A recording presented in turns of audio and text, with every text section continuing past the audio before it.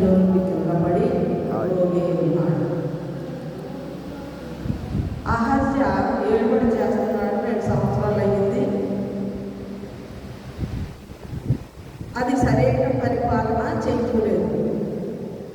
దేవునికి అనుకూలమైనటువంటి పరిపాలన చేయలేదు. అయితే మోయాబీయులు అంటే యాశావు సంతానం. ఈ మోయాబీయులు ఇశ్రాయేలు వారి మీద తిరగబడి వాళ్ళు యుద్ధాలు చేస్తూ ఉన్నారు.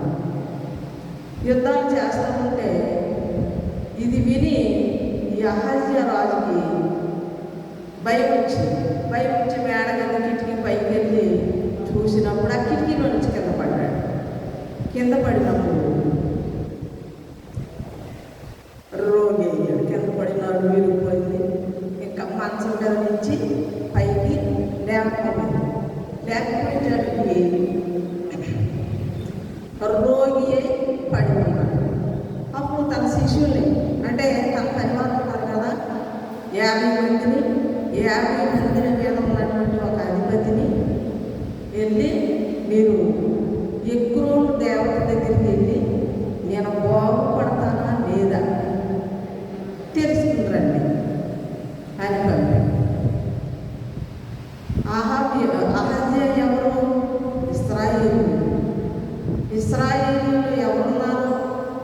ఇశ్రాయేలీయులు దేవుడు ఎవరు? యెహోవా. అయితే అహజ్య ఏం చేస్తున్నాడు? దేవతల దగ్గరికి పంపిస్తూ ఉన్నాడు. దేవతల దగ్గరికి వెళ్ళడం ఇశ్రాయేలీయులకు తాగదు. దేవునికి మొట్టమొదటిగా 10 ఆజ్ఞలు ఇచ్చినప్పుడు నీ దేవుడైన యెహోవాను నేను తప్ప వేరొక దేవుడు మీకు లేదు.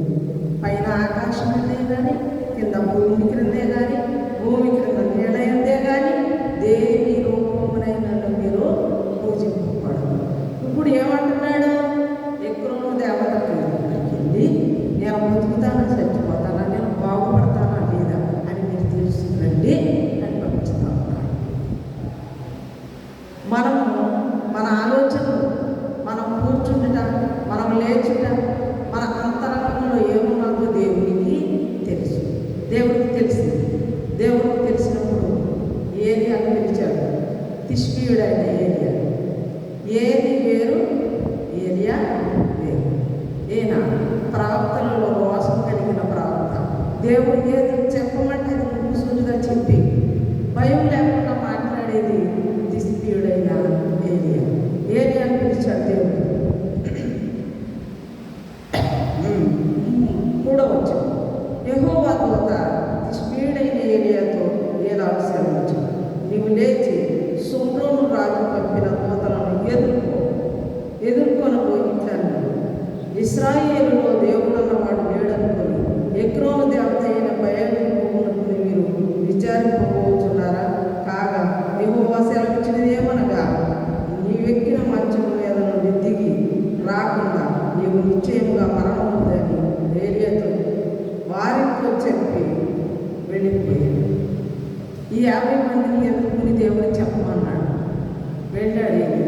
ఆ 50 మందిని వెళ్ళి, మీ రాజు ఎక్కిన మంచం దేవుడు చచ్చిపోతాడు అని చెప్పిన తర్వాత ఈ 50 మంది వెనక్కి తిరిగి వచ్చేసారు.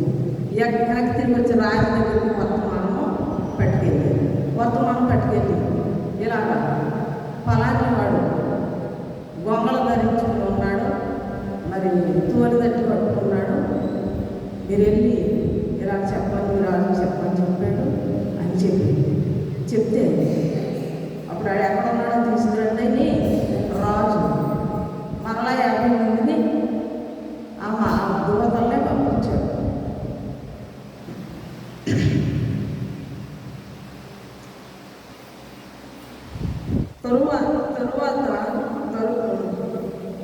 తరువాత ఆ దూతలు రాజులకు వచ్చి మీరెందుకు తిరిగి వచ్చినని అతన్ని అడుగుగా, వారు ఒక మనుషుడు మాకు ఎదురుపడి మీరు పంపిన రాజ్యాలకు తిరిగిపోయి తెలియజేయండి. యెహోవా సెలవిచ్చినది ఏమనగా, ఇశ్రాయేలీయులలో దేవుడు అన్నవాడు వేడుకొని ఎగ్రోను దేవత యొక్క పేరు చెప్పుకున్నందుకు దూతలను పంపుతున్నావే, నీవెక్కిన మంచం మీద నుండి దిగిరాకుండా నిశ్చయముగా నీవు మరణమవు అని అతడు పలికినని చెప్పారు. రాజు దగ్గరికి వెళ్ళి చాకుండమ్మ రాజు దగ్గరికి వెళ్ళి ఇదిగో పలానోడు ఇలాగ చెప్పాడు, అడు బొమ్మలు ధరించుకుని కొండలో ఉంటున్నాడు, మాకు ఎదురొచ్చేలాగా చెప్పాడు అని రాజు దగ్గరికి మళ్ళీ తిరిగి వెళ్ళి వాళ్ళు చెప్పారు. 7వ వచనంకి వచ్చేసాం కదమ్మా, టైం లేదు కదా, కనుక చదువుతున్నాం. మిమ్మల్ని ఎదుర్కొని వచ్చిన ఈ మాట చెప్పిన వాడు యానాటి వాడు రాజు అడిగాడు. అందుకు వారు, అతడు బొంగళి ధరించుకుని నడుములకు తోలుదండి పట్టుకున్న వాడు ప్రత్యుత్తరమీయగా, ఆ మనుషుడు తిష్బీయుడైన ఏలి అని అతడు చెప్పాడు. వెంటనే రాజు 50 మందిని అధిపతి అయిన ఒకరిని వారిని 50 మందితో కూడా ఏలియాతో పంపాడు.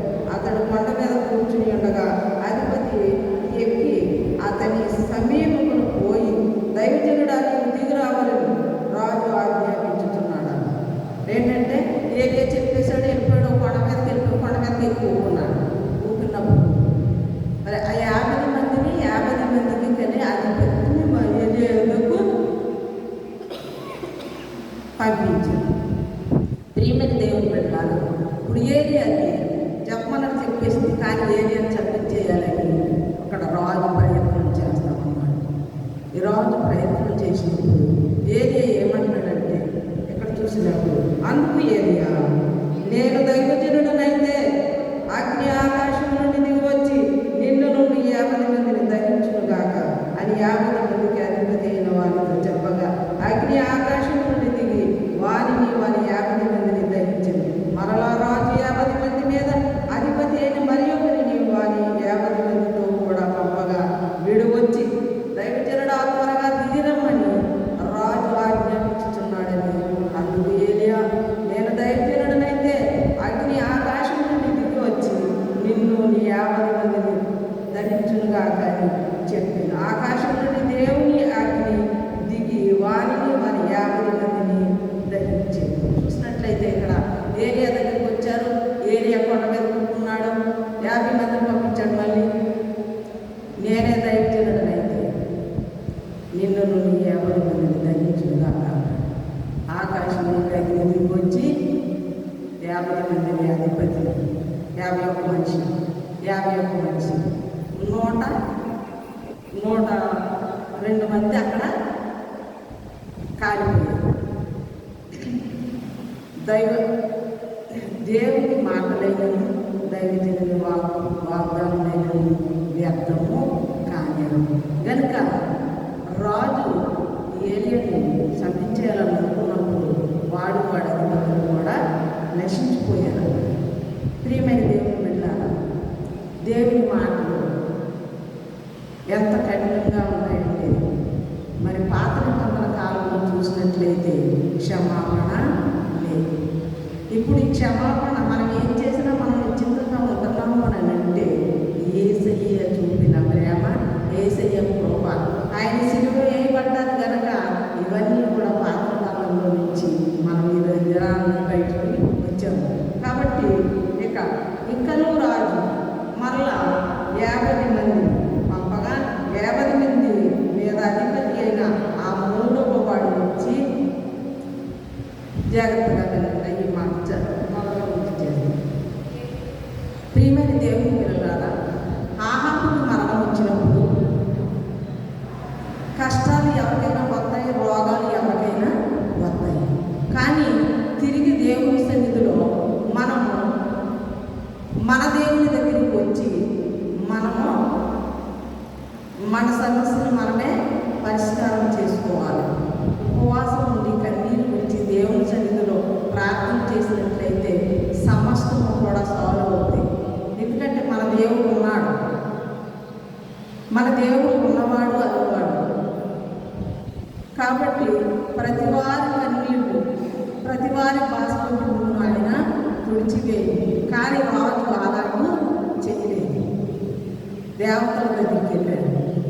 ఆ దేవతలు ఏ దేవతల వల్ల ఏమి కూడా ఉపయోగం లేదు. ప్రియమైన దేవుడు, క్రైస్తవులమైన మనము మన దేవుడి దగ్గరికి వచ్చి మన సమస్యలు పరిష్కారం చేసుకోవాలి. కానీ దేవతల దగ్గరకు, దెయ్యాల దగ్గరకు మనము వెళ్ళకూడదు. తాళ్ళు వేసేవాడి దగ్గరికి వెళ్ళకూడదు. తాళ్ళు కట్టించుకోకూడదు. రక్షరేకులు మనము కట్టించుకోకూడదు. అయ్యే మనకి శాపంగా మారుతాయి. ఇక్కడ అహజ్య చేసిన పనికి అహజ్య మేలు పొందుకోలేదు, రోగం బాగుపడలేదు, కాగా శాపం వచ్చింది. ప్రియమైన దేవుని బిడ్డలారా, మనం చేసే పనులే మనకి, మన కుటుంబానికి శాపాలు కానీ రోగాలు కానీ ఏదైనా మనకి రావడానికి అవకాశం ఉన్నది. కానీ దేవుని దగ్గర పశ్చాత్తాపడి కన్నీరు విడిచి ప్రార్థన చేసినట్లయితే బైబిల్ గ్రంథంలో ఎంతమంది బాగుపడలేదు, ఎంతమంది వారి కుటుంబాలు బాగు చేసుకోలేదు, ఎంతమంది వారిని ఆధారాలు ఎన్ని ఉన్నాయి బైబిల్లో. బైబిల్ చదివే కొద్ది ఎన్నో మేలులు మనకి అనుగ్రహించబడతాయి. భయంకరమైనటువంటి వ్యాధులు యేసయ్య నడిచినప్పుడు ఆయన నీడలో స్వస్థత, ఆయన భూమిలో స్వస్థత, ఆయన మాటలో స్వస్థత, మాత్రం సెలవిస్తే అనేక మంది రోగులు స్వస్థపడ్డారు. ఎంత మనకుండగా ఇశ్రాయేలులో దేవుడున్న వాడు లేడనుకుని నీవు ఎగ్రోను దేవతల దగ్గరికి వెళ్తున్నామా, ఇదిగో నువ్వు ఎక్కిన మంచం దిగువని రాజుతో చెప్పినప్పుడు, కానీ రాజు పశ్చాత్తాపడి ఆ మాట చెప్పినప్పుడైనా పశ్చాత్తాపడి దేవుని తెలుసుకుని ప్రార్థన చేసుకున్నట్లయితే ఆ రాజు బాగుపడు, స్వస్థత. అప్పుడు లేదు, మరలా ఏరియా ఈ మాట చెప్పాడని ఏరియా మీద తిరగబడి ఏరియాని సర్పించేయటానికి అధిపతులను పంపించి తీసుకురాయలాగా పంపించాడు. ప్రవక్త రాలేదు. వెళ్ళిన వారు ఏమయ్యారు? నశించిపోయారు. ఆ రాజు వల్ల ఇక్కడ 102 మంది నశించిపోయారు. రాజుకి స్వస్థత లేదు, ఆ పంపిణీ సేవకుడికి కూడా స్వస్థత లేదు, మరణానికి గురయ్యారు. ప్రియమైన దేవుని బిడ్డలారా, మనం చేసే పనులు మనకి మేలు జరగదు, మన చుట్టూ ఇంట్లో ఉన్న వాళ్ళకి మేలు జరగదు, మన కుటుంబంలో నెమ్మది ఉండదు, మనశ్శాంతి ఉండదు. మనం చేసుకునే పనులు మంచిగా ఉండాలి. మన దేవుడు ఉన్నాడు, ఎంత మందిరం కట్టుకున్నాం, ఈ మందిరంలో ఉపవాసం ఉండి ప్రార్థన చేసినట్లయితే మనం సంఘం ప్రార్థించగా సెకండ్ ఇక్కడ చూద్దాము. చెప్పేసరి ఇంకా రాజు 50 మందికి అధిపతి అయిన మరి ఒకరిని వారి 50 మందితో కూడా 50 మంది మీద అధిపతి అయిన ఆ 3వ వాడు వచ్చి ఏరియా ఎదుట మోకాళ్ళుని. చూసారండి ఎంత జ్ఞానం! 3వ వ్యక్తి వచ్చినప్పుడు ఏరియా ఎదుట మోకాళ్ళు ఉన్నాడంట. దైవజనుడా, దయచేసి నా ప్రాణము నీ దాసునైన 50 మంది ప్రాణములను నీ దృష్టికి ప్రియమైనవిగా ఉండనివ్వు. నేను వచ్చాను, నా సేవకు వచ్చాను ప్రభా. ఇంకా అక్కడ దేవుడిని మొక్కినట్టుగా ఏలియాను మొక్కి ఏలియాకు నమస్కారం చేసి, దైవజనుడా, మా 50 మందిని నన్ను మా ప్రాణములను నీకు ప్రియమైనవిగా ఉండనివ్వు, మమ్మల్ని క్షమించి అహజ్య నేను మిమ్మల్ని పిలుస్తున్నాడు కాబట్టి కింద దిగిరమ్మని మాట్లాడి. చూసారండి, పశ్చాత్తాపంలో ఎంత గొప్పతనం ఉందో, ఎంత క్షమాపణ ఉందో. ఇప్పుడు వీళ్ళు మరణంలో నుండి జీవంలోనికి మనం పశ్చాత్తాపం పడకపోతే ఇంక మనం మరణం వచ్చేస్తుంది.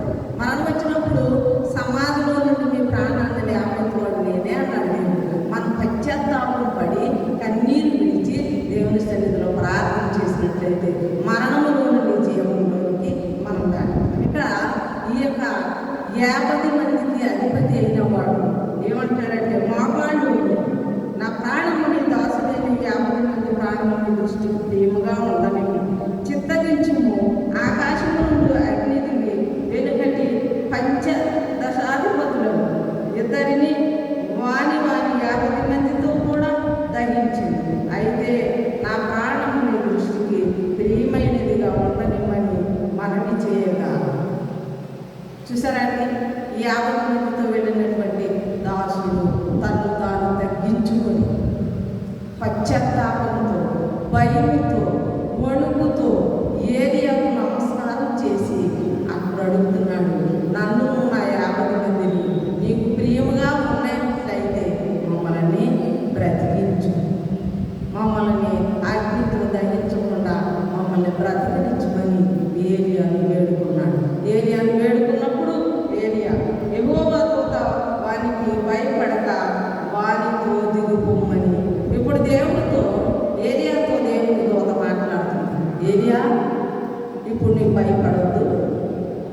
దిగివెళ్ళు అని దేవుని దూత చెప్పింది ఏలియాతో. చెప్పినప్పుడు దేవుని దూత మాట విని ఏలియా కిందకి దిగి వచ్చాడు. ప్రియమైన దేవుని బిడ్డలారా, ఇప్పుడు 50 మందికి అధిపతి అయిన వాడు చేసిన ప్రార్థన ఆ 50 మందిని కాపాడింది. వారు చనిపోయారు. అక్కడికి ఆగింది. దేవుడు మాట్లాడుతూ ఉన్నాడు. ఇప్పుడు చూద్దాం. ఏలి రాజు వద్దకు వచ్చింది. అతడు వచ్చి రాజు చూసి విచారణ చేయుటకు, ఇశ్రాయేలుల మధ్య దేవుడన్న వాడు లేడనుకొని నీవు ఎగ్రోను దేవతయు బయల్జెబూబునంత విచారణ చేయుటకే దూతలను పంపితివే. నీవెక్కిన మంచం నుండి దిగి రాకుండా నిశ్చయంగా నీవు మరణము అని ఏలియా ద్వారా యెహోవా సెలవిచ్చిన మాట ప్రకారం అతడు చనిపోయెను. ఇక్కడ రాజుకు పశ్చాత్తాపం లేదు. దేవుడు చెప్పినట్లుగా రాజు చనిపోయాడు. ప్రియమైన దేవుని బిడ్డలారా, అప్పుడే 2 సార్లు ఏలియాతో దేవుడు మాటలు చెప్పి పంపించినప్పుడు ఏలియా పశ్చాత్తాపడి దేవుడిని తెలుసుకుని ప్రార్థన చేసినట్లయితే ఏలియా బ్రతుకు, అహజ్యా బ్రతుకు. కానీ పశ్చాత్తాపడలేదు, తగ్గింపు స్వభావం లేదు. రాజులే ఇటువంటి పనులు చేస్తే ఇంకా ప్రజలు ఎలా చేస్తారు? అందుకని రాజులు కొంతమంది తప్పుదప్పులు చేసినందువలన ప్రజలందరి మీదకి కూడా శాపాలు వచ్చినటువంటి కొన్ని సందర్భాలు బైబిల్లో ఉన్నాయి. ప్రభుత్వ ప్రియ దేవుని బిడ్డలారా, సమయం లేదు కనుక మరి నేను ముగిస్తూ ఉన్నాను. మనము క్రైస్తవులమైన మనము దేవతల దగ్గరికి కానీ, దెయ్యాల దగ్గరికి కానీ, తాళ్ళు కట్టుకునే వాళ్ళ దగ్గరికి కానీ, మంత్రాల దగ్గరికి కానీ, చేతపడి చేసేవాళ్ళ దగ్గరికి కానీ మనం వెళ్ళడానికి తాగదు. అటువంటి పనులు చేస్తే నెమ్మది ఉండదు, మనశ్శాంతి ఉండదు, కానీ మరణం రాదు. కానీ ఇక్కడే ఈ భూమి మీద కొన్ని బాధలతోటి మనం బాధపడవలసి వచ్చుకుంటారు. క్రైస్తవులమైన మనము మన సంఘాల్లో దేవుడు లేడా? యేసయ్య మన కోసం తన ప్రాణాన్నే ఇచ్చాడు. మనకు వచ్చినటువంటి బాధలు ఆయన తప్పించలేడా? కాబట్టి ప్రియమైన దేవుని బిడ్డలారా, క్రైస్తవులమైన మనం అలాంటి పనులు చేయకూడదు. ఇక్కడ ఇశ్రాయేలీయులు రాజు అహజ్యా చేసిన పనికి ఆ 102 మంది అక్కడ చనిపోయారు. అయితే 3వ వాడు పశ్చాత్తాపడినందు వలన ఆ యొక్క బిడ్డలో ఆ 50 మంది బ్రతికారు. కానీ అహజ్యాకు మాత్రం మరణం తప్పలేదు. కనుక ప్రియమైన దేవుని బిడ్డలారా, మన సంఘాల్లో అటువంటి పనులు దేవుని క్రైస్తవులమైన మనం చేయకూడదని దాని దేవుడు మనకి హెచ్చరిక చేస్తూ ఉన్నాడు. కాబట్టి ప్రియమైన దేవుని బిడ్డలారా, ఈ అహజ్యాలాగా మనం పతనమైపోకుండా ఆ 3వ దాసుడు పశ్చాత్తాపడి దేవుని తెలుసుకున్నట్లుగా మనం తెలుసుకున్నట్లయితే మనం కూడా నిశ్చయముగా బ్రతుకుతుంది. కొద్ది మాటలు దేవుని దీవించి ఆశీర్వదించుకుంటాం.